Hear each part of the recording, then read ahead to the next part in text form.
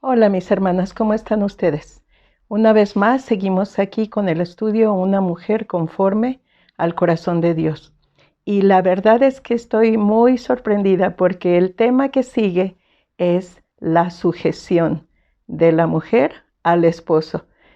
Me parece que todo el tiempo que estuvimos estudiando No seas una mujer controladora, una y otra vez estuvimos viendo que debemos someternos a nuestro esposo. Yo creo que Dios quiere decirnos algo.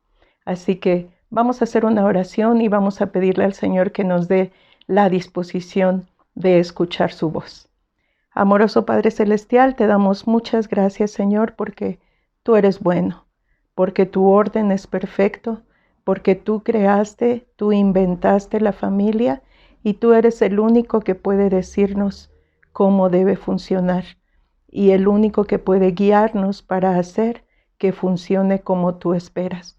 Ayúdanos, Señor, a ser mujeres conforme a tu corazón, que se apegan a tu voluntad, que no son solamente oidoras, sino hacedoras de tu palabra, que quieren obedecerte, que quieren servirte.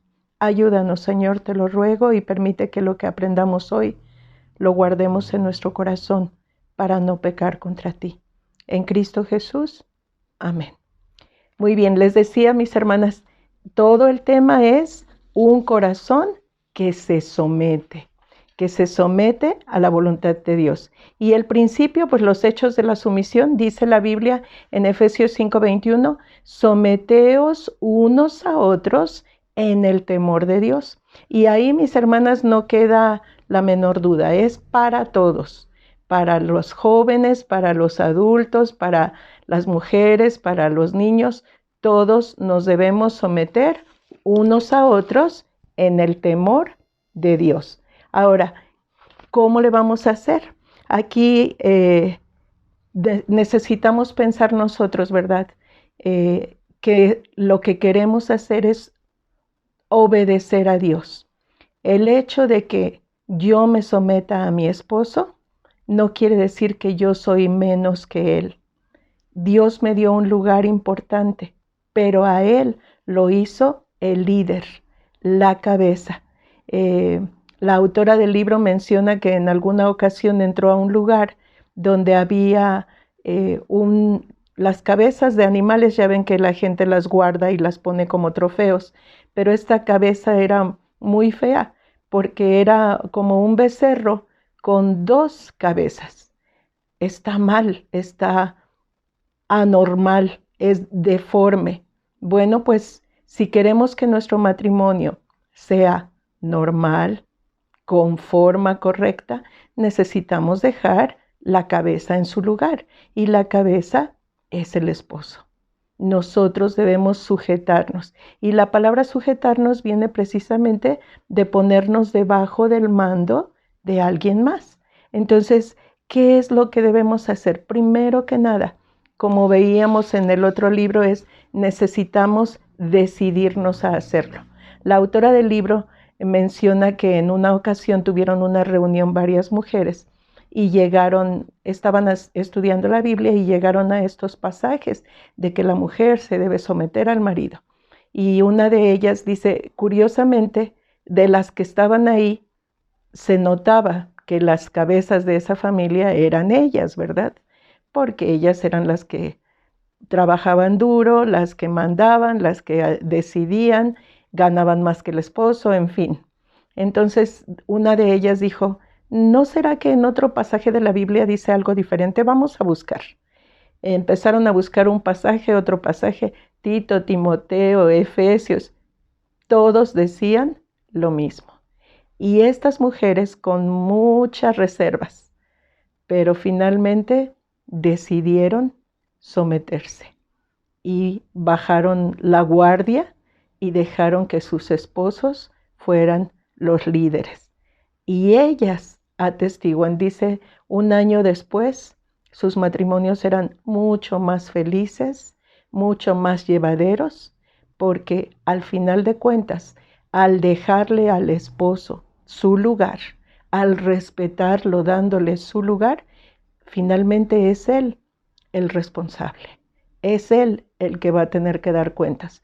Dios no nos va a llamar a cuentas de cómo nos fue en el matrimonio. Al que va a llamar es a Él.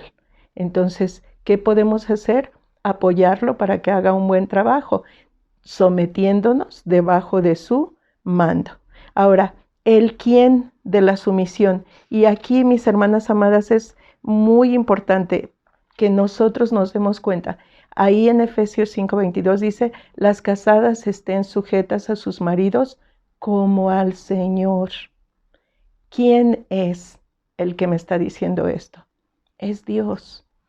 Puede ser, yo sé que en un momento dado puede haber un esposo que se ha ganado, ahora sí que a pulso, el que nosotros lo rechacemos o nos enojemos con él o no le demos su lugar porque es un borracho, es un jugador, pierde el dinero, qué sé yo, miles de cosas malas porque no cree en Jesucristo y nos trata mal, en fin, miles de cosas. Yo sé que podemos estar en esa situación y que es muy, muy difícil de soportar.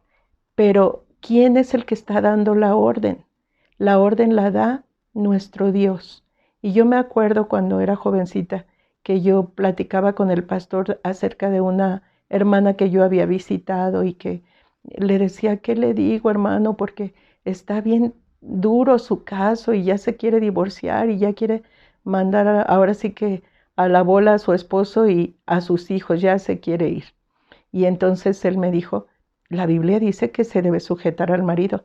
Pero hermano, ¿cómo se va a sujetar si es bien malo? Es bien malo. Y empecé a decirle todo lo que me había contado esta hermana y él me dijo, Gaby, ¿no crees que valdría la pena creerle a Dios? Y eso fue ahora sí que una cachetada con guante blanco.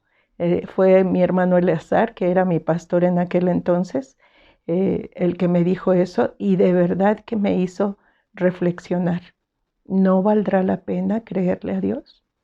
O sea, ¿no es Dios todopoderoso el que te está dando la orden? Y si tú en fe le crees, ¿no será capaz de hacer algo maravilloso? Pues podemos hacerlo, podemos probarlo. ¿Se acuerdan lo que dice en Malaquías acerca de las ofrendas? Dice que probadme ahora en esto, si no os abriré las ventanas de los cielos y derramaré bendiciones sobre vosotros hasta que sobreabunde. Dice el Señor, pruébenme, pruébenme. Cuando la gente no le daba sus diezmos y sus ofrendas, Él dijo, pruébenme.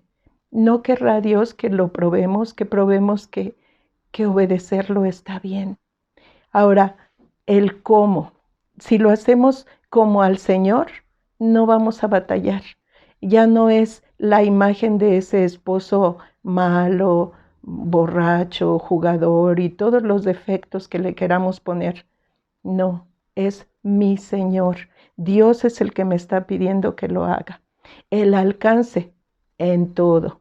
Y por supuesto que aquí, pues, el sentido común, ¿verdad? Porque puede ser que haya un esposo que nos pida hacer algo que es definitivamente contra Dios. No sé, se me ocurre vender droga o alguna cosa, hacer un fraude, algo así. Pues ahí ya necesitamos poner un hasta aquí, ¿verdad? Pero si nosotras nos sujetamos y damos testimonio sin palabra, vamos a poder ganar mejor a ese esposo que si todos los días lo estamos sermoneando y diciéndole todo lo malo que es. Amémoslo. Ahora, se necesita fe para creer esto. Muchas veces no obedecemos a Dios porque tenemos miedo. Nos da temor porque, ay, no, es que Él no va a saber. No, no, es que ya lo conozco y no va a saber cómo gastar el dinero. No, no, es que yo ya lo conozco y no va a saber qué decisión tomar. No, no, es que yo ya lo conozco. Hermanas amadas, creámosle a Dios en fe.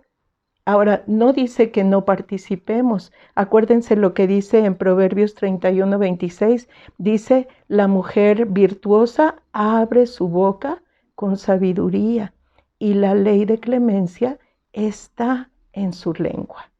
Dios quiere que nosotros, precisamente por eso somos la ayuda idónea, porque estamos ahí para apoyar, para aconsejar, para expresar nuestra opinión, pero no para ser una carga para ellos, no para hacerles sentir que ellos no valen o no sirven o no pueden, sino para que ellos se den cuenta que cuentan con nosotros. ¿Cómo lo vamos a hacer? Ahora, el motivo de la sumisión, esto es muy importante, mis hermanas amadas. En Tito 2, 4 y 5 dice que las ancianas sean así, así, así, y que enseñen a las mujeres jóvenes a amar a sus maridos y a sus hijos, a cuidar de sus casas, y dice muchas otras cosas, pero al final de ese versículo dice, para que la palabra de Dios no sea blasfemada. Y mis hermanas amadas, cuando damos un buen testimonio, la palabra de Dios no es blasfemada. ¿Cuántas veces no hemos escuchado decir, hoy ve cómo me contestaste y eso que eres cristiana? Y eso que vas a la iglesia. ¿No sería mejor dar un buen testimonio para que la palabra de Dios no sea blasfemada? Ahora, la autora del libro da 2 consejos que se me hicieron súper prácticos y creo que nos van a ayudar muchísimo. Dice que para ella fue muy difícil porque ella creció, incluso ella era parte del movimiento feminista de su época, allá en los años 70, y creció con que la mujer es todopoderosa, que casi, y puede hacer lo que sea. Entonces, muy difícil para ella entender y dejar el control a su esposo, muy difícil. Pero dice que lo hizo en 2 fases y creo que estos consejos son súper prácticos. Vamos a tomarlos en cuenta. Número 1, no decir nada. Que él dice, vamos a hacer tal cosa, no decimos nada. No decimos nada. Porque lo primero que va a salir es, no, eso no conviene, bla, bla, bla. Sea lo que sea, no hay que decir nada. Ella recuerda muy bonito, tiene un muy bonito recuerdo de esto, porque dice que era en la noche y a su esposo le gustaba mucho ir a una tienda como Sam's, pero que era una tienda que se llenaba mucho. Entonces, después de la cena, ya que terminaron de cenar, el esposo dice, vámonos a Sam's. Y todos los niños, sí, sí, y ella, no, dentro de su corazón pensó, tengo un bebé pequeño, un bebé que hay que estar cuidando y darle el biberón y todos los chiquitos, y dice, pero me acordé, no digas nada.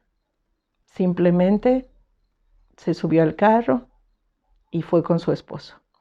Y dice que ya años más tarde, cuando sus hijos estaban grandes, les preguntaron, oigan, ¿cuáles son los recuerdos más felices que tienen de cuando eran niños?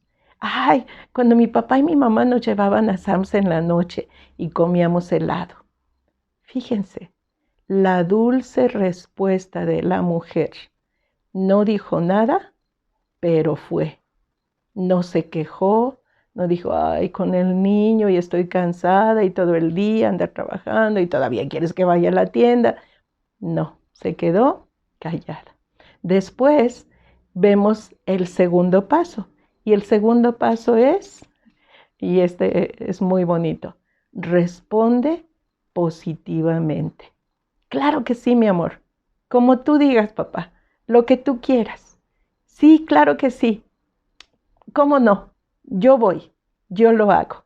Dice que a ella le pasó algo muy curioso. Dice que su esposo se había ido a Singapur, al otro lado del mundo, un país oriental, y estaba acompañando al pastor de misiones. Y dice que le llama a las 5 de la mañana después de no sé cuántos días de estar lejos.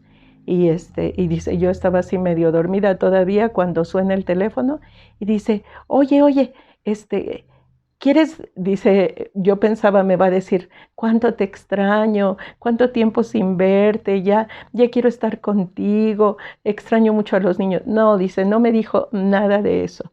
Me dice, Elizabeth, ¿te quieres venir a vivir a Singapur?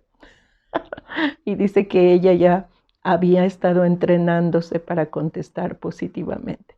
Dice, ni siquiera sabía dónde estaba Singapur en ese momento. Y yo nada más dije, sí, por supuesto. Dice, ¿quién lo diría? Poco tiempo después se mudaron a Singapur, vivieron allá un año. Dice que sus hijas y su esposo y ella vivieron un año súper felices allá y deseaban con todo su corazón quedarse para seguir sirviendo a Dios en aquel lugar. Dios tiene un plan, pero nosotros debemos sujetarnos a Él. Cuando nuestro esposo dice, voy a comprar un carro, sí, cómo no. Si Él nos pregunta, ¿qué opinas de este? Ahí podemos entrar y decir, pues yo creo que convendría uno más económico, porque ya ves que la gasolina está cara, o qué sé yo, pero siempre dándole su lugar y haciéndolo con respeto. Probemos esta técnica, esperemos que nos sirva.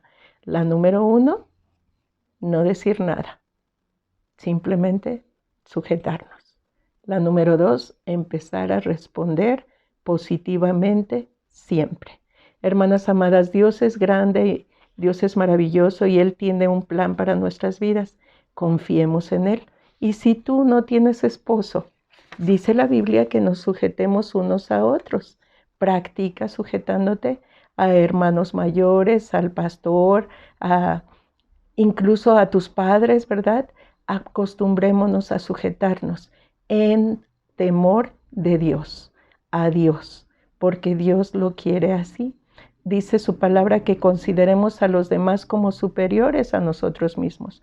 Entonces, si no tienes un esposo todavía o ya murió o por alguna razón estás sola, sujétate a Dios y busca someterte una a otra en la iglesia, con las hermanas, con tu familia, dándole siempre el lugar a los demás. Que Dios te bendiga, mi hermana. Nos vemos pronto.